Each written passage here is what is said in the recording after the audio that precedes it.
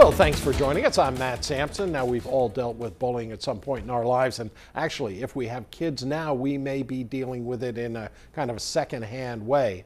And there's a local author we want to tell you about. He's taking this sensitive subject, bullying, and turning it into inspiration for his latest book. There it is, Inside Out. We're going to welcome the author, Rick Alimonti, to the show. And, you know, we mentioned latest because how many books have you written? This is my fourth. Okay, where did it all start for you? It all started with writing a story for my own family on stranger danger because I wasn't happy with what I found out there. Then there, lo and behold, I come upon a literary agent who likes the book and markets it for me, and that became my first book. Oh, really? Yeah. I mean, because a lot of people, and there's nothing wrong with self-publishing, but a lot of people have to get started with that, and a literary agent found you. How did he find you, or she find you? She found me because she was a proofreader in the law firm I was working for at the time. Oh, no working kidding. part-time. Oh, man. Now, you've picked children and would you call them traditional morals or values? What would you say? I think you would say traditional values, morals, themes about growth. I had a wonderful mentor as a child, a gentleman who wrote plays for our community theater group.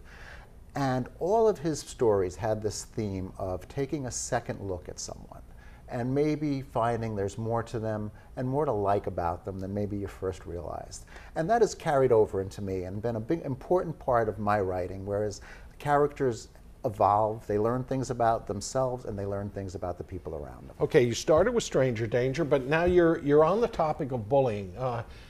Is this not a traditional bullying story, or maybe not what we would first think? Not at all. And actually, it's funny, as I think about the title Inside Out, the book was written inside out. I didn't set out to write a book about bullying.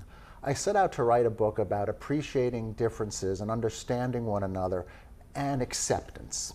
And in putting this book together about acceptance and wanting to use a sort of fanciful theme, lo and behold, I finished it and I said, wow, I just wrote a book about bullying. And it doesn't take on bullying in a preachy way or in a instructive way, but really gets to the very heart of the matter, which is what makes us beautiful is on the inside, and how our main character, through a very unusual transformation, learns that the true beauty is in the person she's bullying and not in herself. Okay, I know we want to tease the people, but you got to tell them a little more, because I think I hear Hollywood knocking. I mean, seriously, this, you know, the premise is you've got these girls in a group, and I guess one of them is a little bit more perceptive than perhaps the others. And there's a quiet girl, and she worries about maybe they're picking on the quiet girl. And one morning she wakes up and realizes what was inside is now outside. Exactly. And that she and her friends aren't the cute, popular girls anymore. Yeah, well, I have middle schoolers. Okay. And I also coach baseball, all right, Little League baseball. And so we get to see the way children interact. And in writing this story, it was not based on a specific experience, but just the way we can see exclusion is really a form of bullying. Right.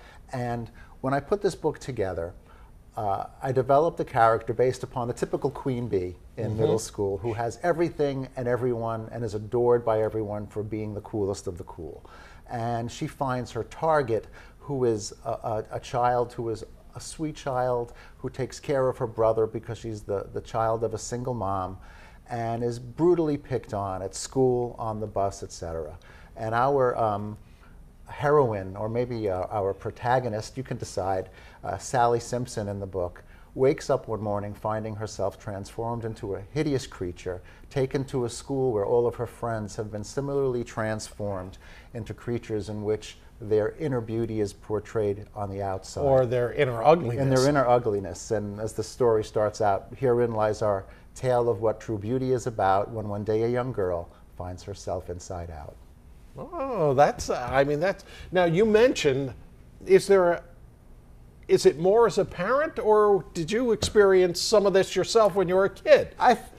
Not to the degree of poor Jessie in our story, but I think all of us growing up had experiences of being excluded and not feeling like we were welcome, whether it be not being the most athletic, not being the most gifted in a given class. And for me, I felt very excluded for a while when we moved into a new neighborhood, and all the friendships had formed long before I was, and I was the outsider. So we all have our... Now, I said kidding around, but with a certain amount of serious, this premise sounds so good. Like at least it would have to be an after-school special on TV. But then you surprised me by telling me there is a group who's going to do this. Yes, and a big shout out to Rebecca Moore in St. Mary's Middle School in St. Mary's, Ohio. They are using Inside Out for their school bullying project. The kids are going to be acting it out, and I am just thrilled to be working with the school and this great lady. And so that is just starting, and I'll be talking to them about that over the next several weeks as this takes shape. Okay, that's pretty good. We'll ask you to have them send us a little piece of that at some point. I don't think they'll mind. Okay. Rick, we want to thank you very much for coming in. Rick Alimonti, once again, we want to talk about the book. They're called Inside Out. And, of course, log on to our website, news12.com. We'll link you over for any additional information. Thanks for coming in. What a pleasure. Thank you so much. And stay with us here on News 12.